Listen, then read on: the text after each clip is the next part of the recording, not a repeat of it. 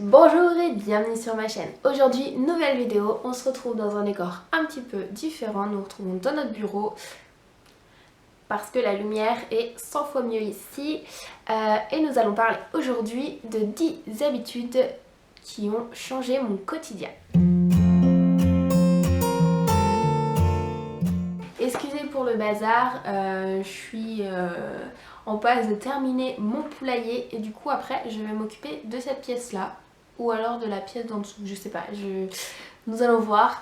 Mais du coup, petit teasing, normalement la semaine prochaine, petite vidéo d'installation du poulailler dans le jardin. J'ai trop hâte, franchement on va faire ça demain donc... et du coup, revenons à nos moutons. Je vais vous présenter donc mes 10 habitudes. On va parler ménage principalement parce que c'est là où j'ai le plus à travailler.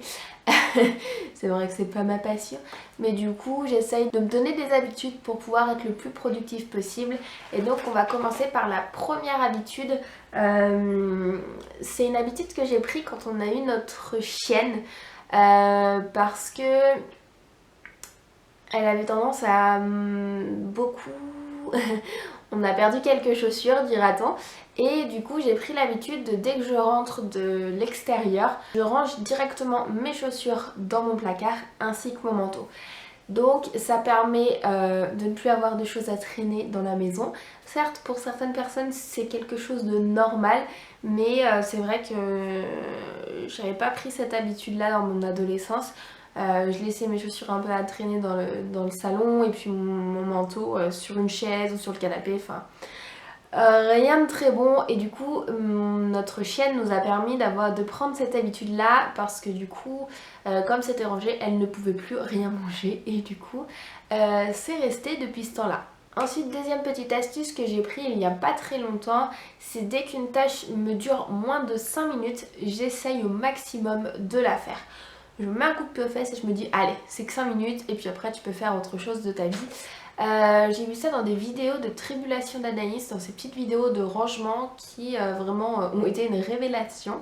Et donc du coup, je sais pas moi par exemple, mettre un verre au lave-vaisselle ou faire la vaisselle qui peut prendre pas très longtemps. Même si d'habitude c'est plus mon conjoint qui l'a fait. Je peux aussi par exemple prendre une tâche qui prend moins de 5 minutes, c'est quand je vais me coucher ou quand je pars du salon, remettre les coussins du canapé en place, remettre le plaid dans son panier, enfin vraiment des petites tâches qui prennent pas longtemps mais qui donnent tout de suite un intérieur beaucoup plus rangé. Ensuite, troisième petite astuce que j'ai pris il n'y a pas très longtemps, c'est que depuis cette nouvelle maison, j'essaye de me mettre une tâche ménagère rapide dès le matin. C'est motivant pour ma journée et puis ça me permet le soir d'avoir ça de moins à faire.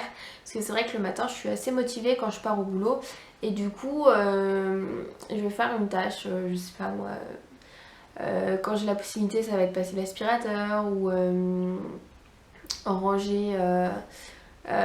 le lave-vaisselle quand il est tourné la nuit, enfin vraiment des petites choses vraiment très rapides mais qui vont me mettre en joie le matin parce que j'aurais fait quelque chose de ma matinée, j'aurais fait au moins ça ou même faire tourner une lessive et l'étendre, ça c'est une petite tâche que j'aime bien faire le matin et du coup qui me motive de ma journée.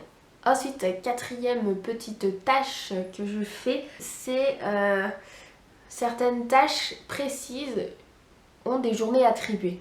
Je vous donne un exemple. Pour avoir les toilettes au maximum les plus propres que je puisse, j'essaie de mettre des journées par exemple précises. Le jeudi, mon jour de repos, je vais faire les toilettes. Le dimanche, jour de repos, je vais faire les toilettes. Comme ça les toilettes, je suis sûre, elles sont faites 2 fois par semaine et je vais pas oublier pendant plusieurs jours. Au moins j'ai des tâches fixes et je sais que j'ai ça à faire et c'est une méthode qui fonctionne plutôt bien chez moi. Par exemple, pareil, tous les dimanches je vais nettoyer ma salle de bain, enfin ma douche. Voilà, c'est des tâches comme ça où ils ont des journées précises, au moins je suis sûre de ne pas oublier et puis au moins c'est une habitude que j'ai prise qui me convient plutôt bien parce qu'au moins je suis sûre d'être plus productive et d'être sûre qu'au moins que ces tâches sont faites. Ensuite, cinquième point que nous allons aborder dans cette vidéo, c'est les to-do list. J'ai le bloc-notes sur mon téléphone qui me sert de to-do list et au moins ça me permet d'avoir la sensation d'être productive même si je fais pas toutes les choses de ma to-do.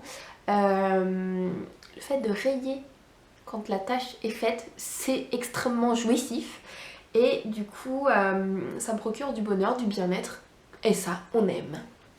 Donc ça peut être vraiment de tout n'importe quoi. Ça peut être des tâches ménagères, ça peut être penser à aller chercher un colis, ça peut être penser à... C'est vraiment quelque chose où il faut que je pense à faire ces choses dans cette journée. Et j'en ai coché, mais je me porte. Mais par exemple, s'il y a des jours où c'est tout doux, j'ai pas tout fait, et ben je reporte au lendemain, c'est pas grave. C'est vrai que le lâcher prise m'aide énormément, c'est mon caractère. Et du coup, malgré tout, c'est tout doux m'aide dans ma productivité. Et ça me permet aussi de ne pas oublier si j'ai des choses importantes à faire, comme par exemple aller mettre des colis au point relais, ça m'est très utile. Et forcément, je fais pas des to-do list tous les jours. C'est vraiment quand j'en ressens le besoin, j'en fais. Et au moins, par exemple pour mon jour de repos, j'aime bien en faire parce que comme ça j'ai mon jour de repos qui est calé, je sais quoi faire à quel moment. Et ça me met dans un cadre et je me sens plus épanouie dans ce cadre. Donc après chacun fait comme il veut. C'est vrai qu'il y en a certaines personnes qui n'ont pas besoin de ça ou qui n'en ressentent pas l'envie et qui... Voilà, tant mieux pour eux. Mais c'est vrai que moi je me sens mieux dans ce cadre. Ça me permet d'être plus motivée à faire les choses. Le fait de... Rien que le geste, eh bien c'est très motivant pour moi.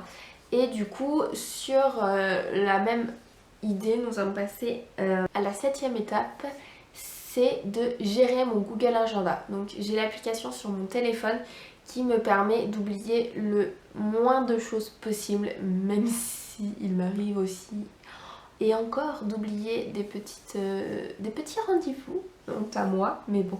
Google Agenda, j'ai découvert, oh là là, il y a peut-être 3 à 4 ans, peut-être moins, oh je sais plus, le temps passe tellement vite.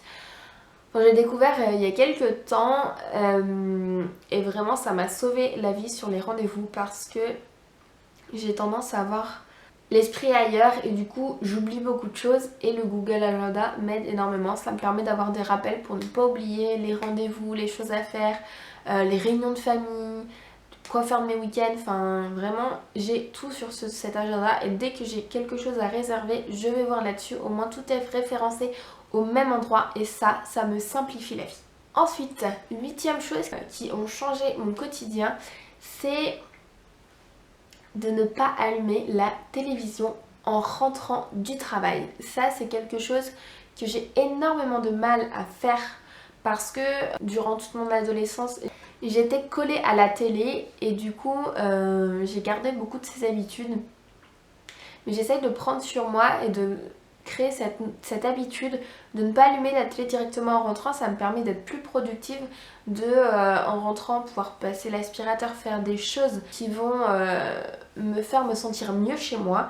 Et du coup ça me permet aussi d'arriver sur le 9e point qui est de pouvoir avoir du temps pour préparer à manger. Dans cette maison là, la télé et la cuisine sont à deux opposés complètement différents et du coup je peux pas et regarder la télé et préparer à manger. Donc si je l'allume pas, au moins je suis concentrée dans ma cuisine et je peux prendre le temps de préparer à manger, de prendre le temps de préparer mes légumes, mes plats et au moins de pouvoir manger plus sainement parce que sinon je vais au choix de facilité et je me fais cuire des pâtes. Voilà, j'ai une grande passion pour les pâtes et du coup si je prends pas le temps de faire à manger, je mange des pâtes. Et donc nous arrivons au 10e point de cette vidéo qui est complètement autre chose des astuces ménagères, productivité, etc. Et c'est une habitude que j'ai pris quand j'ai commencé à travailler en magasin qui est de boire plus d'eau. J'ai toujours aimé l'eau, c'est toujours été, j'étais pas trop soda, jus de fruits, etc. Mais je ne prenais pas le temps durant ma journée de boire de l'eau. Je buvais mon verre pendant le repas, mais c'est tout. Dans la journée, je prenais pas le temps.